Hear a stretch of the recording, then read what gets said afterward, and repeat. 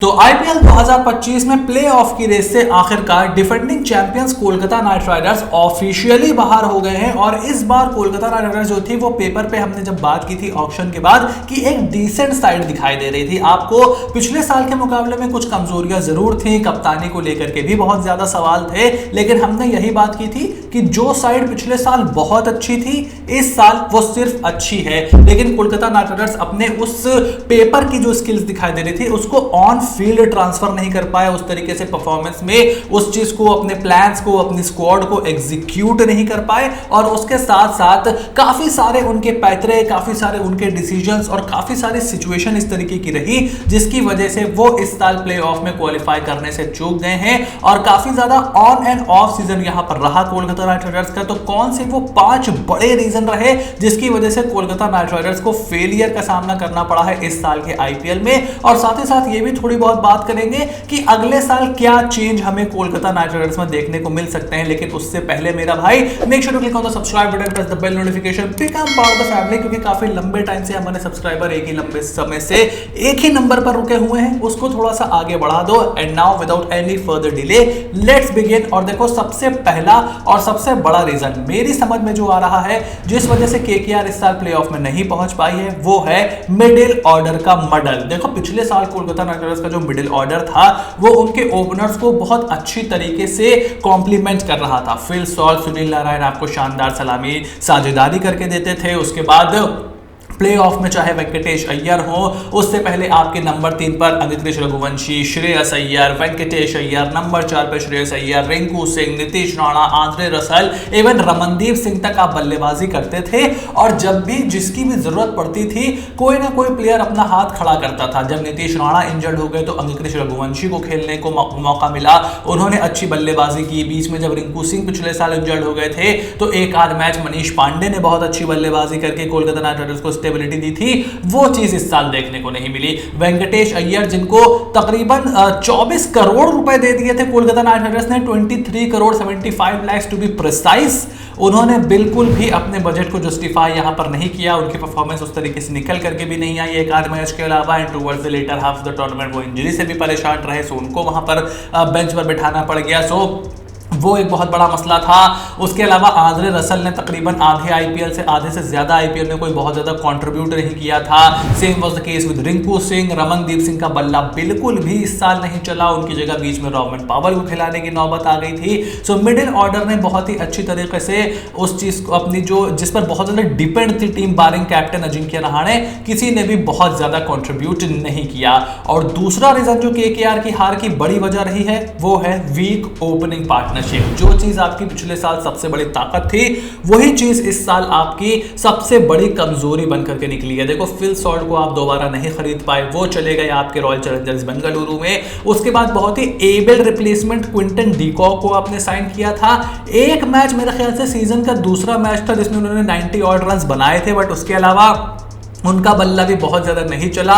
उसके बाद आप रहमतुल्लाह गुरबाज की तरफ चले गए, उन्होंने भी एक आध मैच के अलावा कोई बहुत आउटस्टैंडिंग परफॉर्मेंस नहीं दी कि आपने बहुत बड़े रन मारे हो या बहुत 200-250 के स्ट्राइक रेट से किसी मैच में बल्लेबाजी की हो, जो कि पिछले साल हम देखते थे। और सुनील नारायण ने भी छोटी छोटी अच्छी कंट्रीब्यूशन वाली पारियां जरूर खेली हैं, लेकिन लास्ट ईयर जो एक मैमथ वाला रूप दिखा था सुनील नारायण का वो हमें बिल्कुल भी देखने को नहीं मिला है। सो वो भी एक बड़ी चीज रही। और सुनील नारायण के बारे में हमने बोला था कि भाई आप देखो उनसे बिल्कुल उस तरीके की एक्सपेक्टेशंस मत रखो जो 2024 में हमने देखी थी। आप उनसे एक्सपेक्टेशंस रखो कि वो आएंगे, थोड़ी सी आपकी बैटिंग ऑर्डर लंबी हो जाती है, अगर वो ऊपर आते हैं 2-4 शॉट वो अच्छे मार देते हैं, 20-25 रन अगर आपको दे देते हैं पावर प्ले में, आपको उससे ही वहां पर सेटिस्फाई होना पड़ेगा। सो वो भी बहुत ज्यादा देखने को नहीं मिला।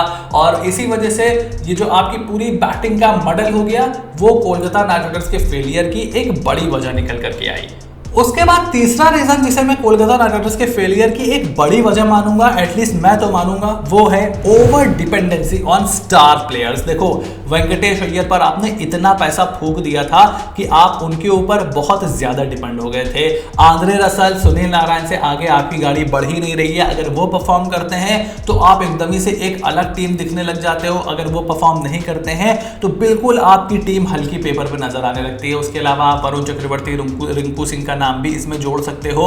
हालांकि एक काउंटर आर्ग्यूमेंट ये जरूर हो सकता है कि भाई स्टार प्लेयर्स को लिया किस लिए जाता है, उनको पैसा इतना दिया किस लिए जाता है, जब आप उस तरीके से परफॉर्म नहीं करोगे, जिस टीम के स्टार प्लेयर्स परफॉर्म करेंगे वही तो अच्छी खेलेगी। एंड आउट द आउटसाइड आप मतलब डिसेंट है, ये आर्गुमेंट बुरा नहीं है, बात तो आपकी एकदम जायज है, लेकिन आप उठा करके देखो टीम्स अच्छे से बहुत अच्छा परफॉर्मेंस कब देती हैं, जब आपके बाकी के प्लेयर जिनके ऊपर बहुत ज्यादा लाइमलाइट नहीं होती वो अच्छा करके आपको देते हैं। जैसे पिछले साल ही आप केकेआर को उठा करके देख लो, रमनदीप सिंह के बारे में किसने सोचा था कि वो नीचे आकर के उस तरीके से छक्के चौके मारा करेंगे, जो 15 रन 20 रन की वो पारियां उन्होंने खेली थी, दैट वाज इंस्ट्रूमेंटल कि आप टॉप 2 में फिनिश किए थे। हर्षित राणा के बारे में किसने सोचा था कि उनका इतना सीजन इतना अच्छा जाएगा कि आप जो है इंडियन टीम में वो खेल जाएंगे, टेस्ट क्रिकेट खेल गए ऑस्ट्रेलिया में। सारा फोकस आपका सुनील नारायण और मिचेल स्टार्क के ऊपर था, बट वैभव अरोड़ा हो गए, हर्षित राणा हो गए, इन्होंने नीचे से आकर के अपना हाथ खड़ा किया।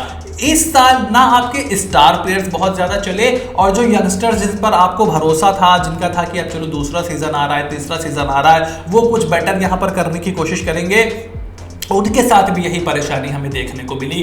अंकित रघुवंशी हो गए, या फिर आप बात करो रमनदीप सिंह की बात करो, हर्षित राणा की बात करो, इवन वैभव अरोड़ा की बात करो, वो भी उस तरीके से हाथ नहीं खड़ा कर पाए। और जो आपके बड़े सीनियर प्लेयर थे जैसे आंद्रे रसल, शुरू के एक आध मैच अगर आप आखिरी के 2 मैच हटा दो तो आंद्रे रसल हो गए आपके, या फिर वेंकटेश अय्यर हो गए, इन्होंने भी उस तरीके से परफॉर्मेंस करके आपको दी नहीं। और यही कोलकाता नाइट राइडर्स के जो फेलियर है उसका एक बड़ा रीजन बनकर के हमारे सामने निकला है। वही चौथा रीजन है वीक फास्ट बॉलिंग। देखो पिछले साल के मुकाबले इस साल कोलकाता नाइट राइडर्स की फास्ट बॉलिंग में कोई बहुत बड़ा चेंज नहीं था। हाँ, आपके प्लेऑफ्स में, क्वालिफायर में एंड द फिनाले, उसमें मिचेल स्टार्क ने ऊपर से अभिषेक और हेड को आउट करके पूरा आपका गेम बना करके दे दिया था, but in the league stage ही was nowhere to be found. मतलब हमें बस मिचेल स्टार्क की परछाई दिखाई दे रही थी, करण शर्मा से छक्के पा रहे थे, अगर आपको वो मैच याद हो आरसीबी वर्सेस केकेआर का इन द 2024 सीजन, सो वहां पर भी वो बहुत ज्यादा नहीं थी। बट हाँ, वैभव अरोड़ा हो गए, हर्षित राणा हो गए, इवन आंद्रे रसल हो गए, ये अपना हाथ खड़ा कर रहे थे, स्पिनर्स अपनी जो जिम्मेदारी थी उसको निभा रहे थे और फास्ट बॉलिंग उसको कॉम्प्लीमेंट कर रही थी। हर्षित राणा डेथ में बहुत अच्छी गेंदबाजी कर रहे थे और वैभव अरोड़ा ऊपर से बार बार आपको विकेट निकाल करके दे रहे थे, और जिसको भी मौका मिल रहा था वो मतलब भर का आपको खेल करके दे रहा था in the fast bowling department. But इस साल हमने क्या देखा, एक आधा मैच छोड़ के हर्षित राणा ने उस तरीके की गेंदबाजी बिल्कुल भी नहीं की, उनको आखिरी में थोड़ी बहुत मार भी पड़ी, फिर उसका अच्छी तरीके से इस्तेमाल भी मुझे लगता है कि नहीं किया गया। आंद्रे रसल से बहुत ही कम मैचेस हमें देखे गए होंगे जिसमें उन्होंने पहले 15 ओवर में गेंदबाजी की हो। लास्ट आते आते वो एक आध मैच में डेथ में 2 ओवर जरूर डाल रहे थे, बट उससे पहले उनको भी बहुत ज्यादा वक्त में गेंदबाजी का वक्त नहीं मिल रहा था। पिछले साल हम देखते थे कि मिडिल ओवर्स में वो गेंदबाजी करने आते थे और वहां पर विकेट निकाल करके जाते थे, वो चीज यहां पर पूरी तरीके से मिसिंग दिखाई दी। उसके अलावा एंड्रिक नॉर्किया, स्पेंसर जॉनसन, इन्होंने क्रिकेट खेली बट उस तरीके से इंपैक्ट दे नहीं पाए, और वो पूरा का पूरा ऑरा ही फास्ट बॉलिंग का डाउन दिखाई दे रहा था। और जब आपकी फास्ट बॉलिंग ऊपर से उतना अच्छा कॉम्प्लीमेंट नहीं करती, सारा प्रेशर्स आप अपने स्पिनर्स पे डाल देते हो, तो आपकी जो जीतने के चांसेस हैं वो ड्रामेटिकली कम हो जाते हैं। और उसके बाद लास्ट रीजन मेरे हिसाब से है वीक कैप्टेंसी। देखो पिछले साल गौतम गंभीर और श्रेयस अय्यर की जो जोड़ी थी वो बहुत ही ज्यादा कमाल की थी। श्रेयस अय्यर को उतना ज्यादा क्रेडिट नहीं मिलता जितना गौतम गंभीर को मिलता है केकेआर को चैंपियन बनाने का, बट हम देखें इस साल और पिछले साल में ऑन ग्राउंड डिसीजन तो बेटर होने चाहिए थे ना। चलो बैक एंड में डकआउट में जो आप प्लान बनाते हो, जो ऑप्शन स्ट्रेटजी बनाते हो, आप बोलो कि जीजी नहीं थे तो वो थोड़ी सी हल्की हो गई, but Ajinkya Rahane is a very experience captain, he is a BGT winner, let me remind you of that. और उन्होंने जिस तरीके के डिसीजन लिए, बार बार वैभव अरोड़ा से आपने आखिरी ओवर करवाना, जबकि राजस्थान रॉयल्स के खिलाफ वो पिटे थे, आप 1 रन से मैच जीते थे, फिर सीएसके के खिलाफ आपने उनको इस तरीके से आपने अपने बॉलर्स को रोटेट किया कि आपने ऑप्शन अपने आप को छोड़ा ही नहीं, जबकि आप 4 फास्ट बॉलर्स का ऑप्शन आपके पास मौजूद था, 3 फास्ट बॉलर्स का। आंद्रे रसल का आप कोटा नहीं पूरा करा रहे हो, आखिरी में आपको वैभव अरोड़ा से गेंदबाजी करवानी पड़ रही है। That was really poor captaincy. उसके अलावा कई मैचेस में हमने देखा कि जहां पर वरुण चक्रवर्ती को आना चाहिए वहां पर आप सुनील नारायण को लगा देते हो, जहां पर साथ में कॉम्बिनेशन में बॉलिंग करनी चाहिए वहां पर आप बीच में एक फास्ट बॉलर को लगा देते हो। सो कप्तानी को लेकर के मुझे बहुत ज्यादा इश्यूज रहे, और उसके अलावा जो ओवरऑल डिसीजन रहे, जैसे आप आंद्रे रसल को through out the IPL most of the matches आपने बहुत नीचे बल्लेबाजी करने भेजा, आप कभी नंबर 4 नंबर 5 पे रमनदीप को भेजे दे रहे हो, रिंकू को ऊपर भेज रहे हो। जैसे ही आपने आंद्रे रसल को ऊपर भेजना शुरू किया, he started winning you games with his bat. वो एक बहुत ही बड़ी मुसीबत थी जो आपके सामने थी कि आप अपनी बैटिंग ऑर्डर को अच्छे तरीके से सेटल नहीं कर पा रहे थे। और उसके अलावा जो आपने चॉपिंग एंड चेंजिंग करनी शुरू कर दी, आप एक मैच हारे पंजाब से, वो जो 111 आप चेज नहीं कर पाए थे, पैनिक बटन पे आपने हाथ लगा दिया था। आप रॉबमन पावल को घुसेड़े दे रहे हो, आप कभी किसी को भी ऊपर भेजे दे रहे हो, बॉलिंग में बहुत ज्यादा चेंजेस हो रहे थे, साकरिया भी एक मैच खेल गए। सो बहुत ज्यादा चॉपिंग एंड चेंजिंग भी देखने को रही। और लीडरशिप बोल लो, कलेक्टिव डिसीजन बोल लो, कैप्टनसी बोल लो, वो कोलकाता नाइट राइडर्स की हार का एक बड़ा यहां पर कारण बनकर निकला हुआ है। तो अब साल 2026 में क्या आप वेंकटेश अय्यर को रिलीज करके अपना बजट बढ़ाने को देखोगे?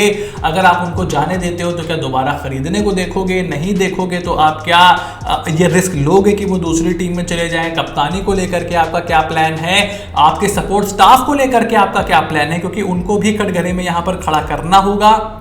बहुत सारी चीजें हैं। जब पूरा सीजन कंप्लीट हो जाएगा तब हम सबका स्क्वाड रिव्यू सीजन रिव्यू करेंगे और 2026 की ऑप्शन स्ट्रेटजी के बारे में भी बात करेंगे। So you have to stay tune, make sure to click on the subscribe button, press the bell notification, become part of the family, ताकि जब भी वो वीडियो आए आपसे बिल्कुल भी मिस ना हो। And I will see you soon in the next video.